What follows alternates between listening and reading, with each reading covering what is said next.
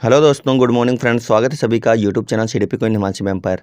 साथियों, आपने कई जगहों से पढ़ा होगा हिंदी यूपी टेट के लिए, लेकिन क्या आपने एग्ज़ाम से एक दिन पहले जहां से पढ़ा वहां से आपको 8 से 10 क्वेश्चन देखने को मिले? अगर नहीं मिले हों तो आज हम आपको दिखाने वाले हैं लाइव प्रूफ कि हमने आपको एक क्लास दी थी 22 तारीख को हिंदी की, शायद 8 या 9 के बीच में दी थी रात में। उस क्लास से कम 10 क्वेश्चन हूबहू ऑप्शन के साथ में मिले हैं। तो क्लास में लगातार बने रहना और अपने आंसर भी चेक कर सकते हैं आप हिंदी के कि कौन कौन से ऑप्शन सही निकले हैं आपके। तो चलिए शुरू करते हैं क्लास को। पहला क्वेश्चन है, समास का विलोम क्या होगा? एक क्वेश्चन आया था, समास के विलोम के बारे में पूछा गया था। इसका जो सही आंसर था वह था व्यास का था। व्यास समास का विलोम हो जाएगा। एक क्वेश्चन आया था, घुमक्कड़ शब्द में कौन सा प्रत्यय है? तो घुमक्कड़ में अगर प्रत्यय देखा जाए तो यहाँ पर हो जाएगा अक्कड़। कौन सा है?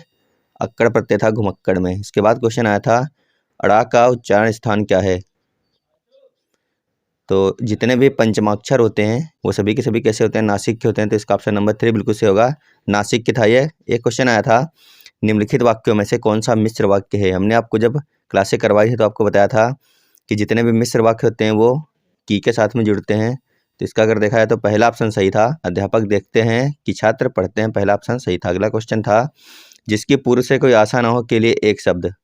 जिसकी पूर्व से कोई आशा ना हो और मुझसे उठा नहीं गया, बिल्कुल देख लीजिए ऑप्शन, अपरिमेय, अप्रत्याशित, प्रत्याशा, अनाहुत। अब आप इधर देखिए, मुझसे उठा नहीं गया, नीचे वाला देखते हैं। मुझसे उठा नहीं गया वाक्य में देखिए भाववाच्य है, कर्मवाच्य है, कृतवाच्य, इनमें से कोई नहीं। अब ऑप्शन देखिए, कृतवाच्य, भाववाच्य, कर्मवाच्य, इनमें से कोई नहीं। मतलब जो हमने पढ़ाया था ये देखिए, परसों की क्लास थी शाम की, अभी भी यूट्यूब चैनल पर पड़ी हुई क्लास जाकर के देख लीजिए। हूबहू विद आंसर क्वेश्चन वही आया था और हमने कराया था भाववाच्य, और यहाँ पर भी देखा जाए तो इसमें भाववाच्य था। और अगर इसकी बात करें जिसकी पूर्व से कोई आशा ना हो उसको कहते हैं अप्रत्याशित। ऑप्शन नंबर 2 सही था। ये क्वेश्चन भी यहीं पर देखिए पड़ा हुआ है, परसों वाली क्लास का था क्वेश्चन। जिसकी पूर्व से कोई आशा ना उसको कहते हैं अप्रत्याशित। तो हूबहू हमने आपके लिए जो क्लास दी थी उसमें से 10 से 12 क्वेश्चन आए थे सेम टू सेम। अगर आपने वह क्लास देख ली होती मेरी परसों की, अगर आप लोगों ने देखी होगी, जिन्होंने देखा होगा उनको 10 से 12 नंबर का बिल्कुल सीधे बोनस मिला है। एक क्लास से, सिर्फ एक क्लास से 10 से 12 नंबर हूबहू मिले हैं। ये बहुत बड़ी बात है कि एक क्लास से आपको 10 से 12 क्वेश्चन विद ऑप्शन मिल जाएं। ठीक है, देखते हैं अगला क्वेश्चन। क्वेश्चन है, निष्कपट शब्द का संधि विच्छेद है। निष्कपट का देखा जाए तो निधन कपट होता है। बहुत ही अच्छा और आसान क्वेश्चन था। एक था, इस देश में हिंदी भाषा का प्रयोग लिखने एवं बोलने में किया जाता है। चारों के चारों ऑप्शन देखिए यहाँ पर, पाकिस्तान, दक्षिण अमेरिका, ऑस्ट्रेलिया और मॉरिशस। ये भी हमने क्वेश्चन आपको कराया था, क्लास में जाकर आप लोग देख सकते हैं।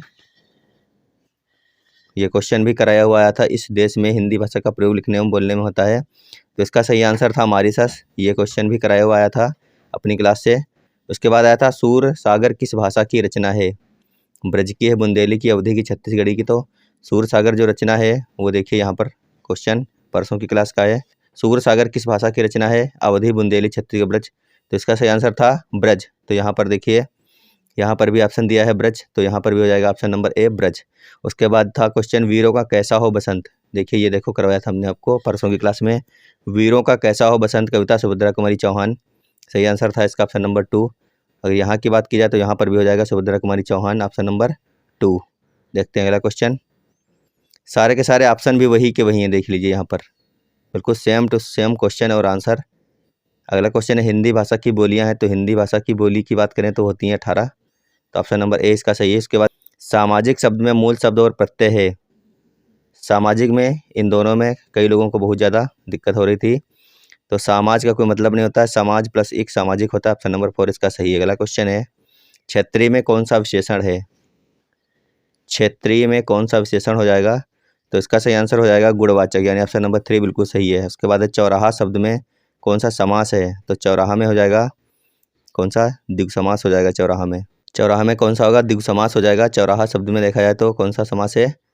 द्विगु समास। यानी ये क्वेश्चन भी अपनी क्लास का था, आप लोग जाकर के क्लास को देख सकते हैं। 12 से 13 क्वेश्चन हूबहू आए थे क्लास से, तो इसमें हो जाएगा द्विगु समास। एक क्वेश्चन है, निम्नलिखित में से मौखिक अभिव्यक्ति का रूप है। तो इसका ऑप्शन नंबर 4 सही है। आशु भाषण जो है, आशु भाषण जो है यही है मौखिक अभिव्यक्ति का रूप। उसके बाद क्वेश्चन था, ये देखिए यहाँ पर करवाया गया था क्वेश्चन, चौराहा शब्द में जो समास है वो है द्वंद्व समास। कौन सा है? द्वंद्व। हूबहू वही ऑप्शन है, वही क्वेश्चन है। अगला है, तद्भव पत्रिका के संपादक का नाम बताना था आपको। की तद्भव जो पत्रिका थी उसके संपादक का नाम क्या हो जाएगा? तो इसका ऑप्शन नंबर 4 सही हो जाएगा। उसका नाम था अखिलेश। एक क्वेश्चन आया था 12 बरस लो कुकर जीवे, यह रचना थी, आपको ये पूछा गया था किसकी रचना है 12 बरस तक कुकुर जीवे? तो ये थी जगनिक की। किसकी थी? जगनिक की रचना थी ये। उसके बाद क्वेश्चन आया था आपका निम्न में से किस शब्द की वर्तनी सही है?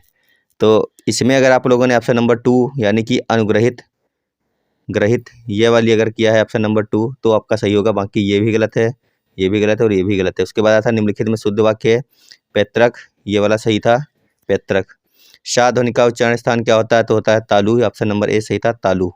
अगला क्वेश्चन था अत्यंत शब्द में प्रयुक्त उपसर्ग है। अत्यंत में प्रयुक्त उपसर्ग के बारे में पूछा गया था। काफी आसान क्वेश्चन था। अत्यंत में होता है अति, क्या होता है? अति धन अंत, यानी अति सही था इसका।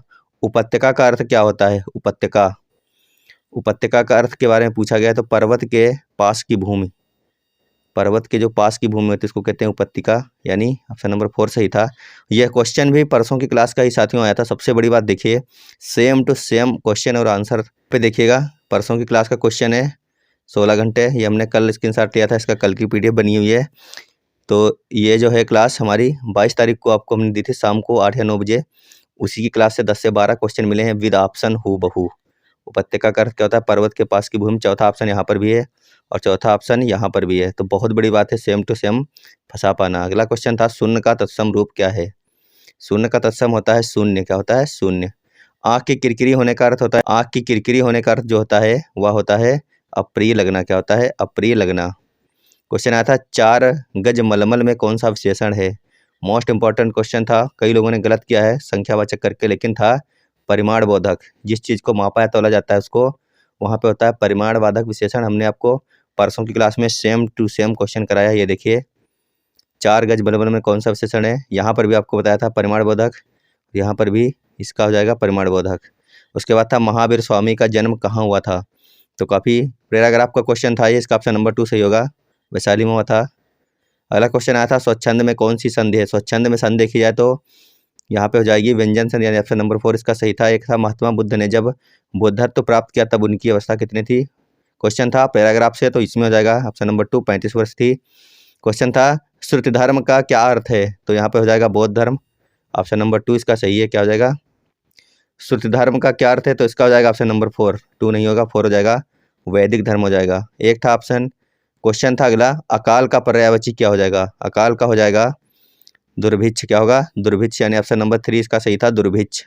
तो ये थे आज हमारे हिंदी की क्लास के क्वेश्चंस, जिसमें हमने आपको जो 22 तारीख को हिंदी क्लास करवाई थी शाम को, वहाँ से 10 से 12 क्वेश्चन हूबहू विद ऑप्शन फंसे थे। तो देख लीजिए कितनी परफेक्ट क्लास थी वो। 30 में से 10 से 12 क्वेश्चन मिला, मतलब सेम टू सेम मिल जाना बहुत बड़ी बात होती है। तो इस क्लास को आप लोग देखिएगा और अपने ऑप्शनों को भी मिला लीजिए इससे, हिंदी के जितने भी हैं।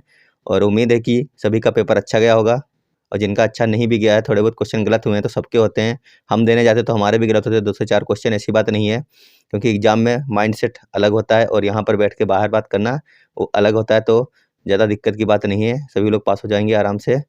और EVS की अगर बात करें तो EVS का भी पेपर थोड़ा, मतलब 4 में से 1 सब्जेक्ट तो हार्ड ही आता है। तो मैथ और EVS देखा जाए तो EVS के कुछ क्वेश्चन काफ़ी आसान थे, जिससे कि जो पार्क वार्क पूछे गए थे काफ़ी आसान थे। जैव विविधता अधिनियम ये सब कब आया? तो 8 से 10 क्वेश्चन आसान थे, लेकिन कुछ क्वेश्चन थोड़े से हार्ड थे।